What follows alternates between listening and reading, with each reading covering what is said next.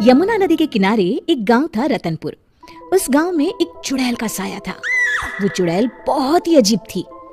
एक दिन, मुनिया के बापू, जल्दी अंदर आइए। सुरेश अभी नींद में था, चिल्ला कर बोला, क्या हुआ? गला क्यों फाड़ रही हो? ये देखो। अरे, ये कैसे हुआ? मुनिया, क्या हुआ बेटा? उससे क्या पूछ रहे हैं? बेचारी तभी से डरी सहमी हुई है। लेकिन ये तो कोई गंभीर बीमारी लगती है। हाँ, देखो तो, बेचारी की चुटिया ही काट ली किसी ने।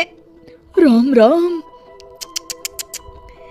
लेकिन एक भी बाल आसपास नहीं दिख रहा। हाँ, ये हुआ क्या समझ में ही नहीं आ रहा।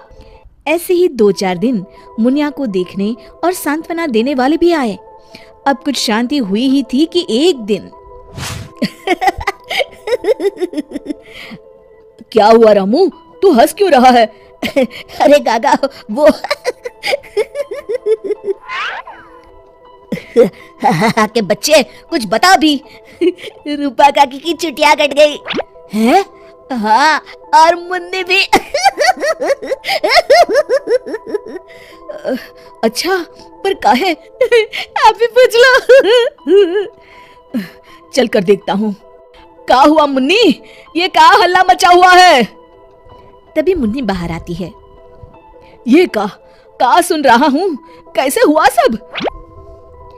अरे का बताएं चच्चा, रात में रोज की तरह खा पी के सोए और सुबह देखे तो अरे राम राम। पहले तो मुझे लगा कोई बीमारी है, लेकिन ये तो लगता है पक्का किसी डायन या चुड़ैल का काम है। अब तो रतनपुर में ये औरतों की चोटी काटे जाने वाली खबरें आम हो गई। अगले ही दिन, सरिता, आज बहुत गर्मी है, मेरा बिस्तर बाहर लगा देना। जी ठीक है। सरिता ने रमेश का बिस्तर बाहर और अपना और चुनिया का आंगन में लगा लिया। रात में रमेश को प्यास लगती है। बड़ी प्यास लगी है, लगता है सरिता ने पानी नहीं रखा। कोई नहीं, खुद ही ले लेता हूँ। अंदर जाने पर वो देखता है कि सरिता के बिस्तर के सिरहाने चुड़ैल खड़ी है। वो एक हाथ से सरिता की चोटी पकड़े हुए है और चाकू से उसकी चोटी काट रही है। वो जोर से चिल्लाया, चुड़ैल, बचाओ बचाओ, चुड़ैल। सरिता और चुनिया उठ गए। गांव वाले भी फौरन आ गए। देखते हैं चुड़ैल हाथ में सरिता की चोटी लिए खड़ी है। भीड़ देखकर वो हंसते हुए बोली,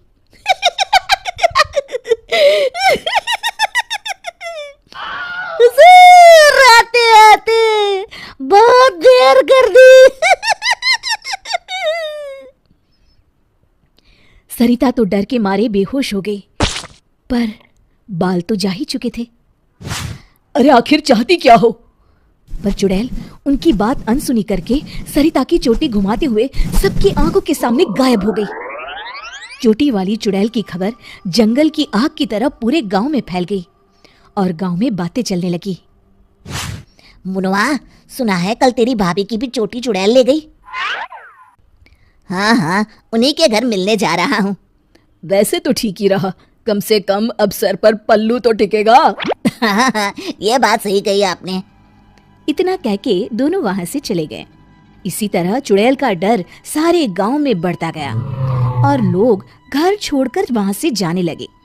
तभी कुछ गांव के लोग आपस में बात करने लगे, क्यों ना सरपंच जी के पास चले।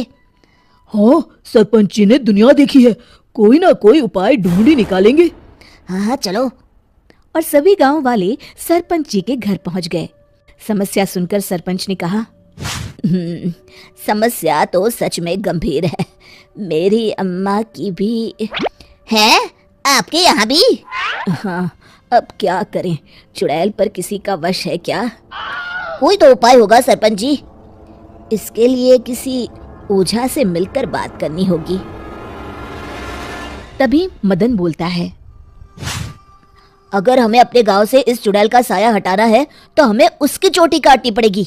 मेरी नानी ने मुझे बताया था कि हर चुड़ैल की शक्ति उसकी चोटी में होती है। अगर हम किसी तरह उसकी चोटी काटने में सफल हो गए तो उससे अपना गांव छुटकारा पा जाएगा।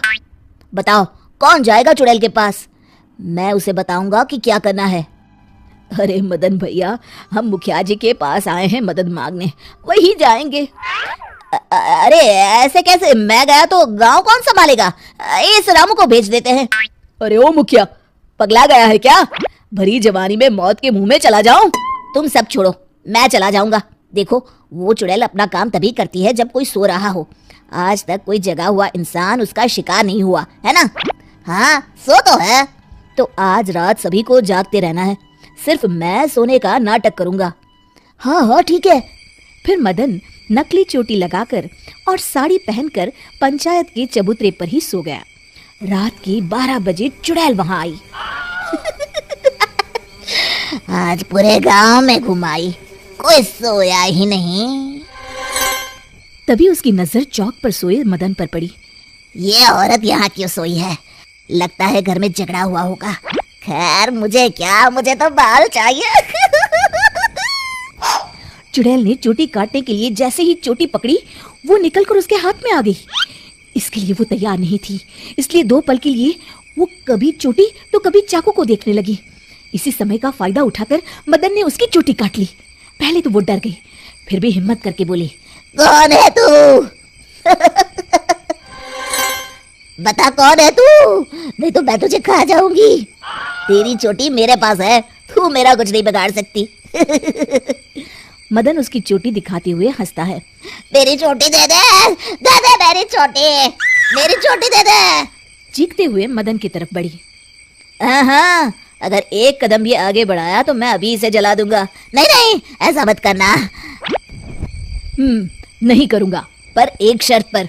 हाँ, मुझे तुम्हारी सब शर्तें मंजूर है, बस ये चोटी दे दो। अभी नहीं, पहले ये बताओ तुम इन बालों का क्या करती हो? मैं इन्हें एक कुएं में डाल रही हूँ, उसे भरने के लिए। वो क्यों? जब वो कुआं भर जाएगा तो मैं सबसे शक्तिशाली हो जाऊंगी।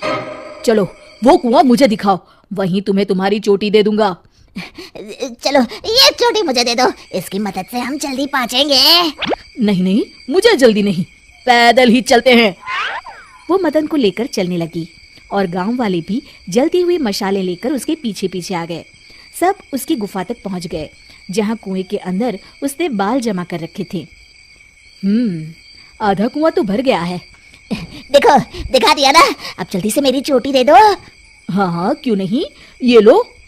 कहते हुए मदन ने उसकी चोटी भी कुएं में फेंक दी। अरे बेवकूफ, ये क्या किया? अब मैं इतने बालों में से अपनी चोटी कैसे ढूंढूंगी? वो देखो, बीच में पड़ी है। चुड़ैल कुएं में जाकर अपनी चोटी ढूंढने लगी। उसके कुएं में उतरते ही गांव वालों ने अपनी अपनी मशालें कुएं में फेंक दी। वो धू धू करके जलने लगा। अरे बचाओ रे कोई, मैं सबके बाल वापस कर दूंगी, बचाओ। साथ ही वो चुड़ैल भी जलकर भस्म हो गई। शिक्षा, अगर मिलजुल कर किसी समस्या का हल ढूंढा जाए तो समस्या अवश्य दूर हो जाती है। दोस्तों, हमें उम्मीद है कि आपको हमारी ये कहानी पसंद आई होगी। कृपया हमारे चैनल को सब्सक्राइब करें और सभी अपडेट्स के लिए बेल आइकन जरूर दबाएं। और हाँ, वीडियो लाइक और शेयर करना मत भूलिएगा। Bye bye.